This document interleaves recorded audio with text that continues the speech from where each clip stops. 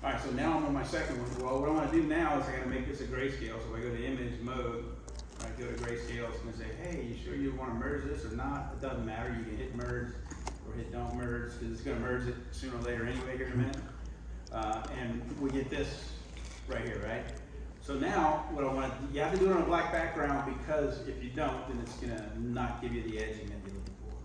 So what I want to do is assign halftone dots throughout this thing because it's super smooth and airbrush. You see that around the edges, and that stuff doesn't work with this technology, right? That works great with a DTG, but no transfer stuff. No transfer stuff. But a DTG screen printer, I would assign halftones to it in screen printing as well, but I can get that faded look. I just can't do it with this technology. So, got my artwork sitting there. So now I'm going to go to image mode, and I'm going to bitmap now. And it's going to say, hey, you got to flatten it now. So you see, you get a flattening when I started. But what I want to do is I want to choose halftone screen from this little window here. And I got 300 pixels per inch. That's what I'm working with. I hit OK, and I'll get this window. So this 20 line halftone is the size of that dot, right? It's a 20 lines. So it means there's 20 dots per linear inch, right? So I wanted it big enough to where. Let me hurry up now with the lightning killing my brand new Mac here. Got Unless you got insurance, I'll step it up even more. Apple Care. So 20 lines per inch could be anything you want, right? If you want to emulate or get a certain look, it could be 40 lines. It could actually be lines like Chris likes, right? I'm going to go with round dots though, because I like halftone dots. When you're screen printing halftones, since the 80s, I want to simulate a screen printed shirt because that's what everybody thinks of, or you're trying to match or get the look of whatever, right? The look and feel of. 45 line is what I'm going to use for this because I'm printing it on a piece of paper. And I'm pushing it on a shirt, and I don't have to worry about printing it through mesh if I was a screen printer. If I was a screen printer, I'd probably go 61 degrees on the angle here, right? But this one's a 45. It's the most pleasing angle for the human eye, so that's what I'm gonna do. I'm gonna leave it at round dots. I hit OK, and there it is, right? So if I zoom in on it, you can see the halftones already in there, right? So now if I do a select all, so I go to image, right? No select all. And I go to edit copy, right? And now I'm gonna go to this new, like first layer, one that I opened. If I go to edit menu paste, right? Look at that, just pasted those halftones together there, right? So all I do, I have to, in Photoshop, I need two different files. In Affinity Photo, I can go to the same file, two different layers. So my halftones are in here. So now what I'm gonna do is go to channels, right? And if I hold my command key in Photoshop and click on this little printer icon here, it's gonna select the white that's in here, right? So what I wanna do is, I'm gonna invert. So I'm gonna select menu, inverse that selection. And now I know it's inverted because you can see my dotted lines go around the outside edge, right? So go back to my layers. Let me turn this off, right? And then watch what happens when I hit delete. Maybe it would help. Right, like a layer that's in there. Right? So I'm gonna put a new layer underneath there, and I'm just gonna make it black so we can see. Dang.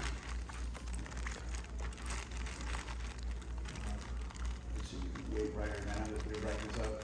This is the file that you saw. I literally did it 10 times. So I'm just going to do that so you can see it here. But that's it. Now, almost done, right? So if I look here, see how these dots fade? Mm-hmm. It's still transparency, so it's still going to be an issue. So what I'm going to do to eliminate that is I'm going to take this artwork layer, right? And I'm going to come over my new layer. You see that? It got darker. So what we want you to do is kind of focus your eyes here. As I duplicate this layer, you'll see the solidness of it. So if it was a 40% and I got 2, I got 80%, right? So it's going to keep doing that as many times as I duplicate this thing. So I'm going to duplicate it a bunch, right? Because you can see that it's still moving. Now, at some point, these dots are going to fall off anyway, but if you do this to capture and get it as flat as possible, then you'll hold more of those dots than not. If we don't do this, then you got major problems, right? Is that the only way you do that? Is it the only, no, there's 10 ways to do everything in Photoshop. But this is the way I do it, right? So, but yeah, you can, and watch, if I go ahead and grab all these and do this again, see that? So now what I'm gonna do is, that's enough, I'm just gonna click on my first one, come down here on my shift key, right? Merge. And I can just go to flyout menu, and I Merge. can merge layers, right? So, there's, you know, you can't see it on a transparent background part, but you get the idea, there it is. All that water is gonna rush through, you're holding all those halftone dots, get that same faded edge. Now, real quick, let me walk you through this,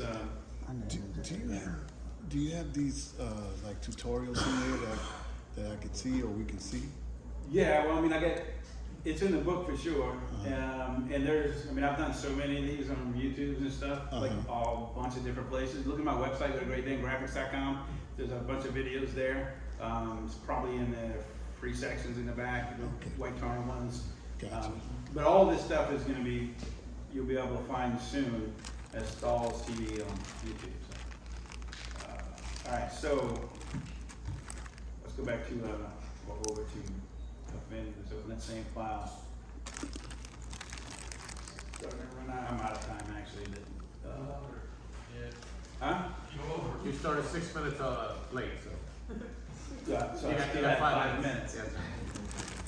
I don't know if we get a rasterization done in 5 minutes, but we're gonna give it a shot. All right, so I'll show you the differences, right? At least to the point where it makes sense. So let me go find my layers. Go to window, where's my layers? All right, let's just stick it in here.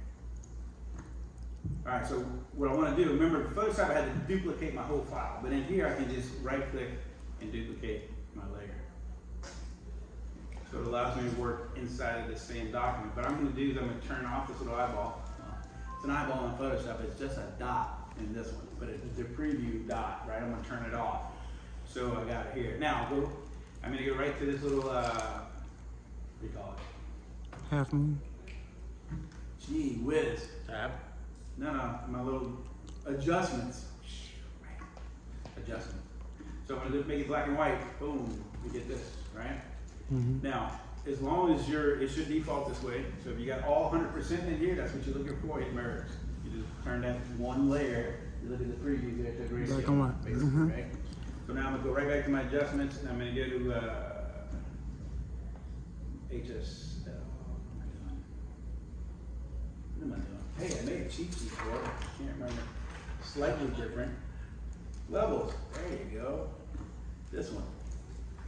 Alright, so right here I want to go 0.5.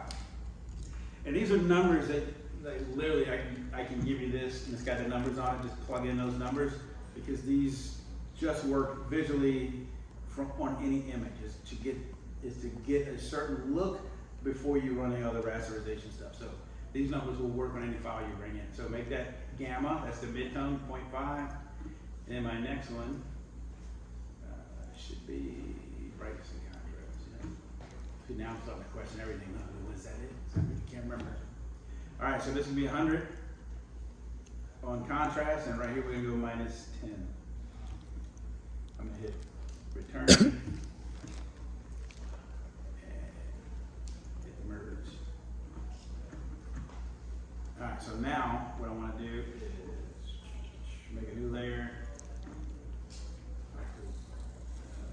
Black in here, so I come over here, click on this foreground color, background color, make it black, get my bucket, click it in here. Now if I hold both of these, I can right click and merge visible.